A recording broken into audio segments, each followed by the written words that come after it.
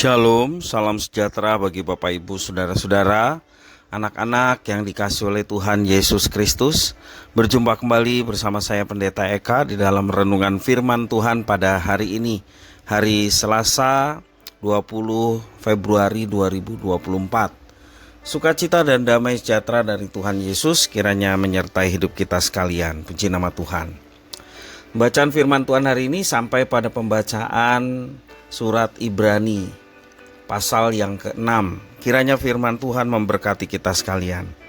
Baik, sebelum kita akan merenungkan bagian firman Tuhan hari ini, mari kita akan berdoa bersama. Tuhan Allah Bapa di surga, di dalam nama Tuhan Yesus, kami datang padamu mengucapkan syukur terima kasih buat kasih setia dan berkat pemeliharaan Tuhan atas kami sekalian. Biarlah setiap kebaikan Tuhan yang boleh kami alami, boleh menjadikan kami semakin mengenal pribadi Tuhan, dan pengenalan akan Tuhan membawa kami hidup dalam ketaatan akan firman-Mu.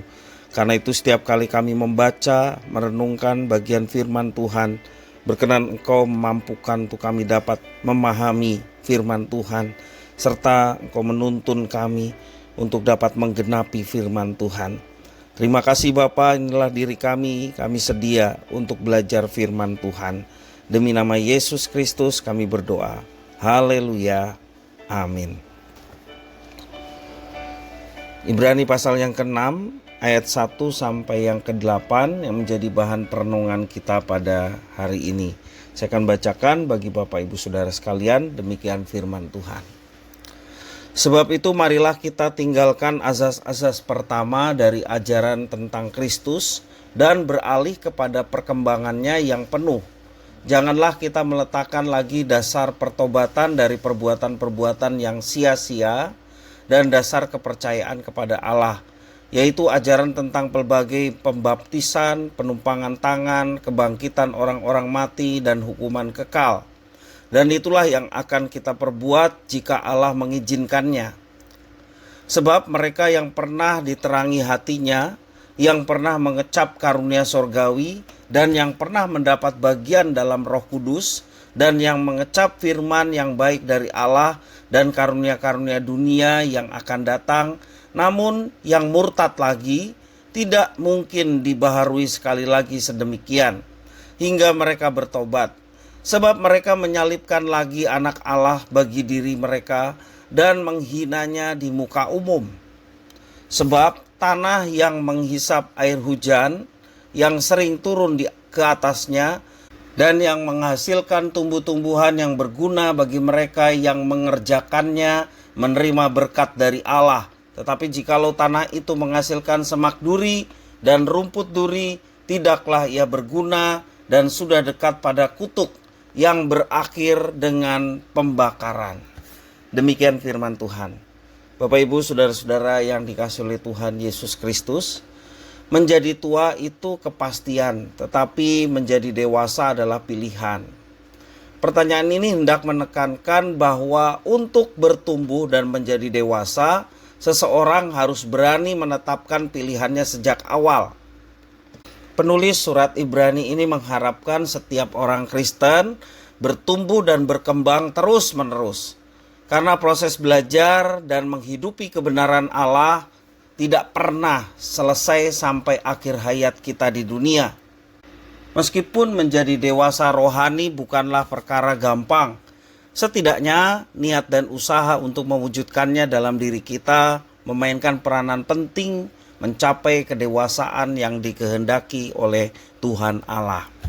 Mengapa kedewasaan rohani ini sangat penting bagi orang Kristen? Ada beberapa alasan yang dapat dijadikan dasar kebenaran. Yang pertama, agar ia tidak mudah menyerah dalam iman saat diterpa oleh badai kehidupan. Dan yang kedua, agar ia tidak terombang-ambing oleh pelbagai macam pengajaran yang tidak menyehatkan jiwa. Dan yang ketiga, agar ia tidak meletakkan dasar pertobatannya pada perbuatan yang sia-sia. Dan yang keempat, agar ia hatinya diterangi oleh Allah senantiasa sehingga ia dapat memahami dengan baik rahasia kebenaran Allah.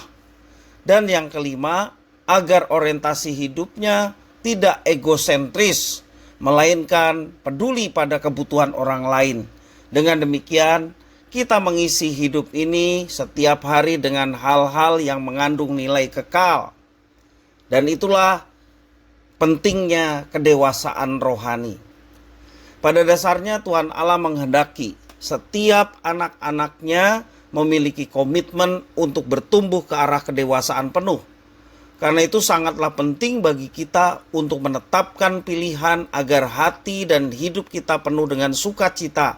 Di dalam hal ini seseorang membutuhkan kesungguhan, ketekunan, juga kerelaan untuk dibentuk oleh Tuhan Allah kita. Hanya orang yang memiliki kedewasaan iman yang akan dimampukan tetap teguh dan bertahan sekalipun harus menghadapi tekanan hidup yang sedemikian berat. Jadi janganlah berhenti belajar dan bertumbuh dalam kasih dan kebenaran Tuhan. Maka kita akan memiliki kedewasaan iman yang tentunya mendatangkan berkat iman yang teguh dan tetap bertahan dalam segala situasi dan kondisi. Mari kita tetap bertekun di dalam Tuhan, setia di dalam pembelajaran firman Tuhan, setia dalam ibadah kepada Tuhan. Karena dengan hal-hal yang demikianlah iman kita semakin bertumbuh di dalam kedewasaan. Sehingga nama Tuhan dimuliakan melalui penerapan-penerapan yang kita lakukan setiap harinya. Kiranya firman ini memberkati kita sekalian. Mari kita berdoa. Tuhan Allah Bapa di surga, di dalam Yesus Kristus, kami bersyukur dan berterima kasih kepada Tuhan yang memelihara dan memberkati kami. Biarlah kami mau terus bertekun dalam pembelajaran firman Tuhan, serta kami menghidupi firman Tuhan itu dalam hidup kami. Juga kami mau setia berbakti kepada Tuhan dalam setiap pertemuan ibadah yang diselenggarakan. Kami dengan antusias menghadirinya, karena disitulah kami boleh mendapatkan kekuatan, mendapatkan sukacita dan semangat untuk menjalani kehidupan. Sehingga iman kami terus bertumbuh dan berbuah di dalam kehidupan kami setiap hari. Terima kasih Tuhan atas firman-Mu. Demi nama Yesus Kristus kami berdoa mengucap syukur. Haleluya. Amin.